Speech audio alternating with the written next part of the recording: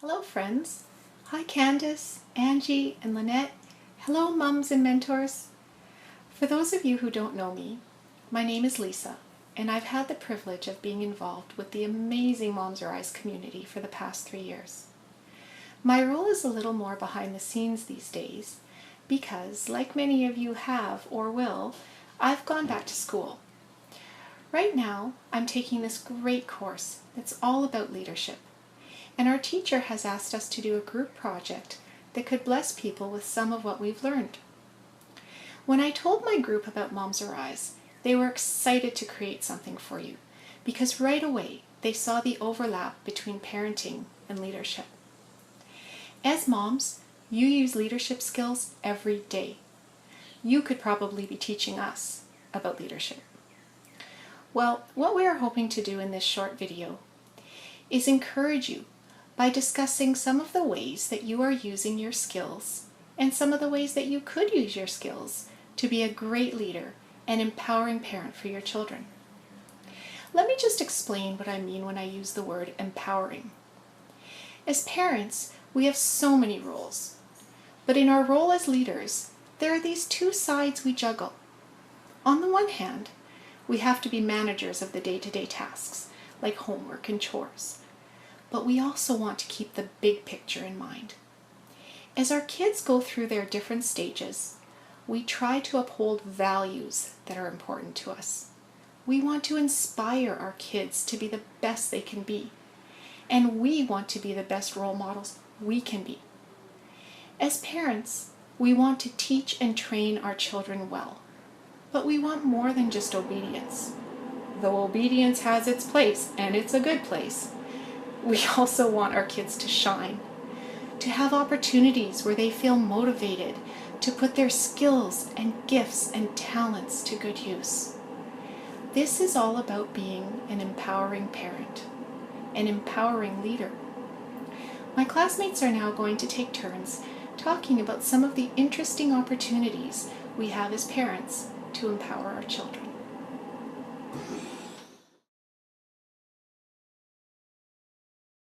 Hey everyone, my name is Jonathan. I'm not a mother, as you can see, but I've talked to my older sister, a mother of 4, to help me prepare for this presentation. So let's dive right in. We're talking about Principle 1. That is, if you are an empowering parent, you will walk in right relationship with God. As mothers, you have undoubtedly one of the most exhausting yet beautiful jobs. God has put into your care children to love, to nurture, to support, and to walk with. And this position that you find yourself in is by no means an accident, but it's purposely in God's loving plan. So no matter what others say, be reminded that God has set you apart to be a leader to your children. God has designed you to be an empowering leader. In Psalm 139, verse 13, it speaks of God making all the delicate inner parts of a child's body as he carefully knits them together in his mother's womb. This tells us that God knows each child perfectly. He creates them exactly according to his plan. And it tells us also that he deeply cares for mothers and that he entrusts each child into the hands of a mother. A verse like this reminds us that as God has called you to this great task of watching over and leading your child, ultimately, he'll be the one that will empower you to that end. So trust in his empowering strength. In Isaiah 40, verse 11, it says that God will feed his flock like a shepherd. He will carry the lambs in his arms, holding them close to his heart, and he will gently lead the mother sheep with their young. This verse reminds us that God desires to lead you as you lead your children. When we turn to God in prayer, asking him to strengthen us, he will always come through. So I encourage you, get into a routine in your day where you can be filled by God. Stay in his word, go to him in prayer, and trust in his promises. I know this is not easy because I know as mothers, you have so many errands, it's too tiring, so many things to do, and you might be at your wit's end in some days. But the verse says that he will gently lead you. So be reminded in the craziness of being a mother, God wants to gently lead you. Trust him in that. Finally, let me just say that in a society where there's so much pressure to perform to a certain motherly standard, and there's so much judgment towards how you parent, there's that Pinterest perfect mother, Be reminded of what God thinks of you, because he says you are absolutely fit to be a mother. You are a great mother. He says, I'm going to hold you by your right hand. I will help you. I will guide you. I will be the one that will help you in this process. Empowering parents will walk in a right relationship with God because they know that only God can truly empower you to be a parent. I pray that this truth will settle into your heart and will encourage you as you continue to serve the Lord as you are a mother. God bless you. Hi Moms Arise, my name is Tali and I'm here to talk to us about empowered parenting as example or role models to their children. As parents, our immediate followership are our children. They are with us, they watch us and do the things that we do.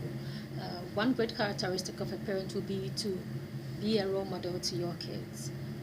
How can this be done? By living and doing things in ways that our children can emulate. Paul admonishes us in 1 Corinthians chapter 11, verse 1, that we should follow him as he follows Christ. Therefore, the same applies to us as moms as well. Our children should be able to follow what we do. So let's reflect on our lives and see how we are setting good examples for these great imitators who are our children. Secondly, we should show commitment in everything that we do so that these children can mirror and follow suit. Thirdly, our lives are on a public display for these children. They are right in their faces and they are watching what we do. Therefore, we as parents should seek to do that which is good and honorable. By so doing, these get transferred to the kids even as they grow. Begin by communicating what you do and why you do it. Maybe you should ask questions like, what could be the worst that could happen? Or what could be the best thing that could happen if we do this?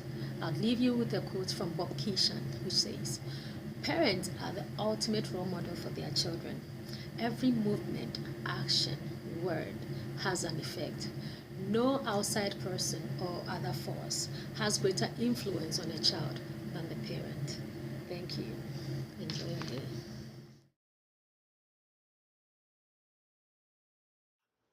Hello, my name is Nandra Garnettis, and I'm going to talk with you about how you can be an empowering parent by helping your child discern his or her gifts.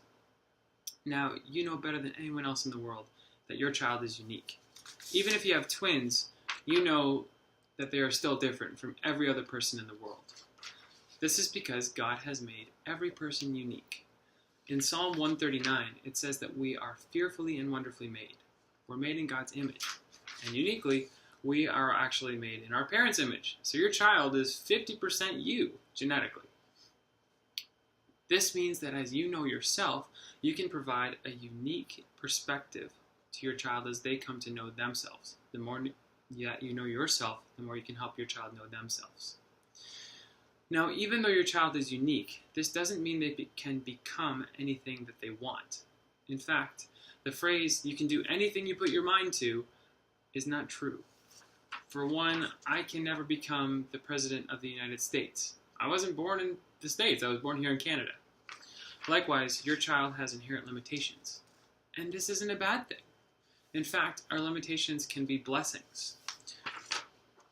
Your daughter may be born just like a rugby player from day one, while your son may be gentle and quiet.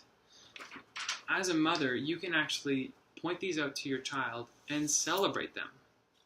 You can celebrate that they are uniquely different from other kids and other people. But what does this actually look like? Well, gifts are something to be shared. Maybe you can help your child find places to share their uniqueness with others. Say, for example, your son loves crafts. Maybe you can help them create special homemade birthday cards for an upcoming family birthday. Say your daughter maybe loves sports. Maybe you can find some cheap used equipment and help them practice their sport to show them that you care about the challenges that they take and that they don't have to be afraid of practicing and working really hard at them. Say that your son or daughter really loves animals. Maybe you could go to a local library and find books on their favorite kinds of animals. Or even you could go to a pet store and just look at animals and explore together. You don't have to buy them, you can just look and ask questions.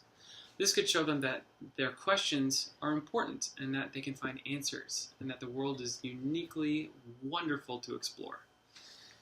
You know your child better than anyone else on the planet, and you can uniquely draw out the good, excellent, and beautiful capacities and gifts that your child has to offer. You can affirm that they're good at something and that they don't have to be good at everything.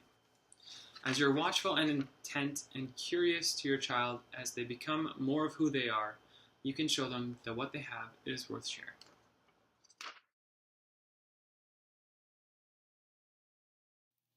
Hello, my name is Dan, and I'm going to be discussing Principle 4, which is empowering parents don't do it alone. The Bible teaches in Psalms that children are a heritage from the Lord, the fruit of the womb, a reward. Isn't that a great verse? I think that as a parent, your children are a gift from God, and I think you've been given the privilege to raise your children. I think that parenting is an amazing blessing. However, this blessing, it does come with real challenges. And I believe that when raising a child, one does need the support of their community. I think that this community can be found in the missional church. And the missional church is all about turning outward towards its community. It's important to have a sense of belonging, and that is based upon emphasizing community and belonging and connectivity. And I think the question that might be asked by a lot of people is, how do I find this community? Where do I find it within a church? And I think a good strategy is to start with Bible study. When you go to Bible study weekly, you can obtain genuine friendships where people can support you, encourage you, challenge you. I think that the fact that the Son of God and God Himself need friends just shows that humans also need friends. Finally, I think Bible study is a great example to your children. They will see you sacrificing your time to pursue God. Secondly, I think that finding a mentor is an extremely good resource, as maybe you can look for a mentor who has already had kids who have grown up, and they can help you, encourage you, challenge you, because they have already gone through similar challenges that you may have gone through. I also think as mothers, you have a lot of knowledge. I think that you can use that knowledge for others. Find someone in your church that you can mentor, maybe meet up once a week or once every 2 weeks. And I think that when you do this, your children will see this. They'll see you sacrificing your time for God. And I think that this will impact your children. They'll see you being a leader. And I think that parenting is such an amazing blessing. And I think this blessing can become enhanced when we really open ourselves up to the community. By now you've learned 4 important principles for being an effective and empowered parent.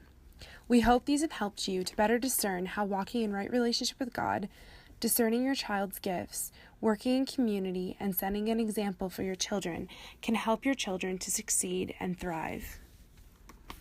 We want to share some additional resources for developing your self-awareness and getting to know your children better. You can find links on our slides to discover your personality type, learn about your emotional intelligence, and your spiritual gifts. We also wanted to highlight some local resources for you, such as the Pregnancy Care Center, Mom and Tots groups, Big Brother or Big Sister, and some concerts that are coming up. You can find links to these on our slides for their contact information.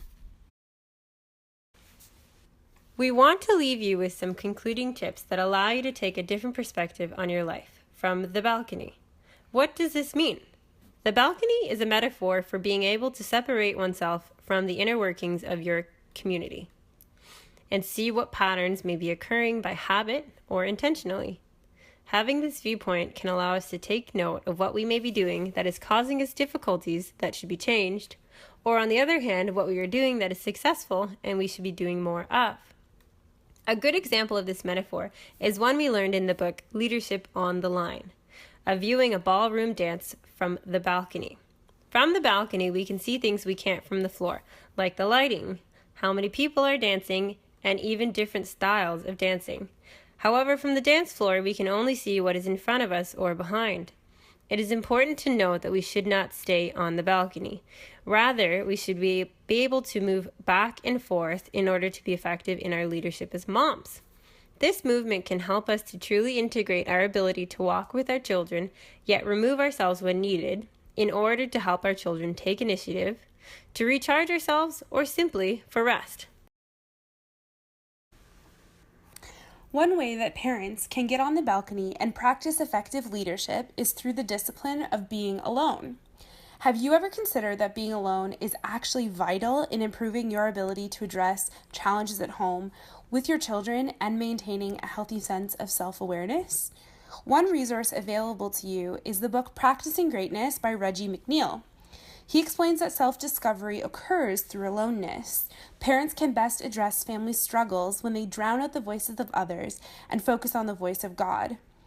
Jesus exemplified the discipline of aloneness in Luke 6, verse 12.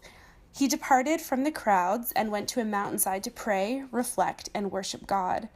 This time of silence and solitude helped Jesus work through and rest from the emotional, spiritual, and physical demands of his ministry by making time to be intimate with God. Similar to Jesus, as parents, we need to take time to be alone with God in order to reflect on his will for ourselves as well as for our children. This is one example of getting on the balcony. The things God reveals to you during this intimate time must be implemented on the floor or in your parenting. By watching this presentation and considering how you can improve as a leader within your role as a parent, you've already begun the process of stepping out onto the balcony.